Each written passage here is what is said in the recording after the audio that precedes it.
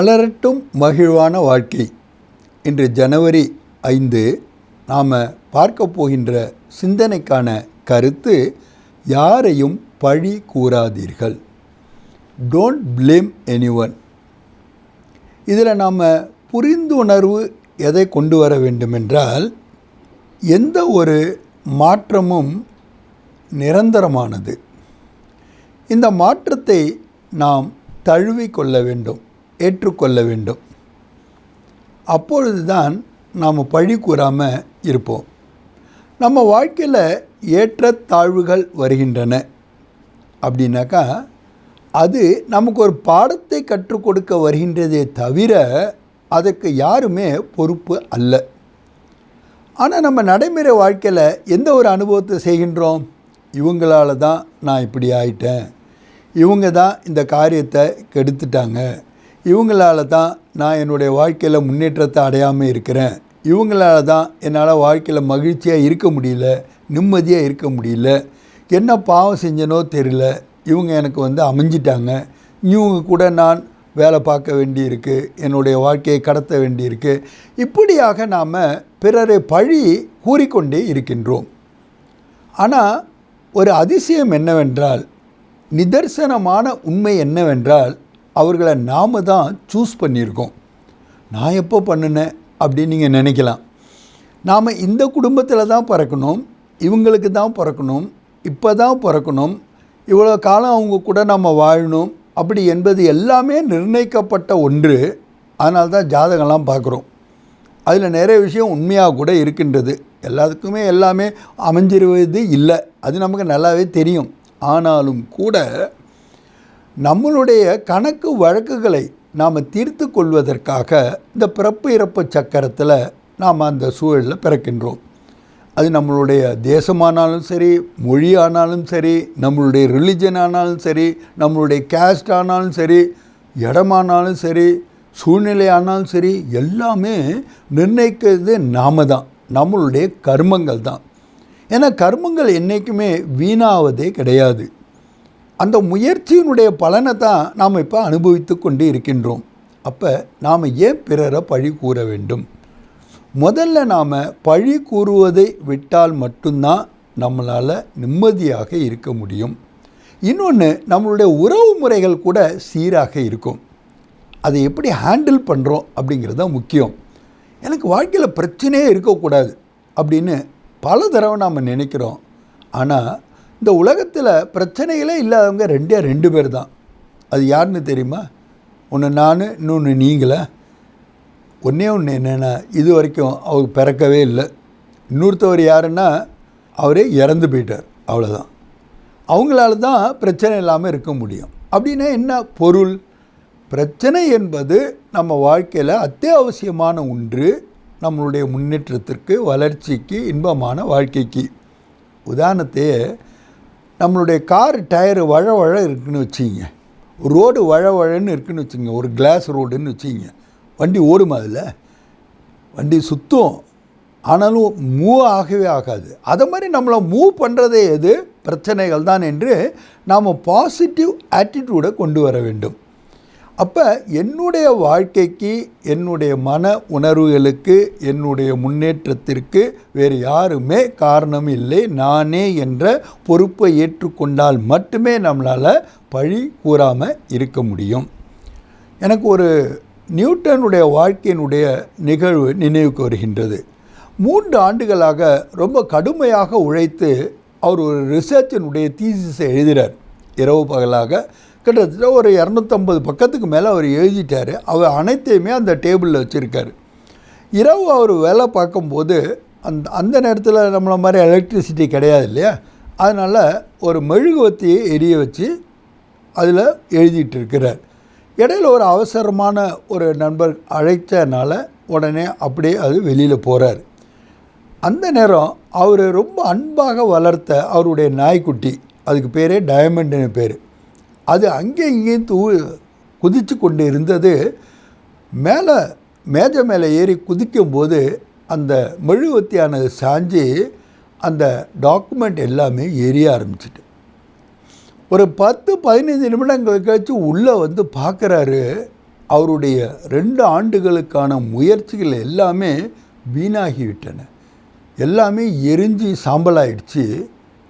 அப்போ இவருக்கு ஒரே அதிர்ச்சியாக இருக்கின்றது. இவ்வளோ நாள் முயற்சி வீணாயிட்ட, என்ன பண்ண போகிறோம், நம்ம என்ன பண்ண போகிறோம், எப்படி பண்ண போகிறோம் அப்படின்னு யோசிக்கிறார். அப்போ அந்த நாய்க்குட்டியானது ரொம்ப அன்பாக வாழை ஆட்டிகிட்டே வந்து இவருக்கு முன்னாடி வந்து நிற்கிது. ஒரு ஃப்ராக்ஷன் ஆஃப் செகண்ட் தான் தன்னை சமாளிச்சுக்கிறாரு. உடனே அந்த நாய்க்குட்டி தூக்கி மடியில் உட்கார வச்சுக்கிட்டு கொஞ்சிறாரு. அது தன்னுடைய நாக்கால் அவருடைய மூக்கை தடவி கொடுக்குது ரொம்ப சந்தோஷமாக. அவர் அதை எப்படி எக்ஸ்பிளைன் பண்ணுறாருனாக்கா, இந்த நிகழ்வுகளை திருப்பி நம்மளால் செய்ய முடியும், முயற்சியை நம்ம திரும்பி செய்ய முடியும். ஆனால் அது உள்ள உயிருள்ள ஜீவன், உணர்வுள்ள ஜீவன், அதுக்கு நம்ம ஃபுல் ரெஸ்பெக்ட் கொடுத்தாகணும். அதுக்கு என்ன செஞ்சோங்கிறதெல்லாம் தெரியாது, புரிந்து கொள்ள முடியாது.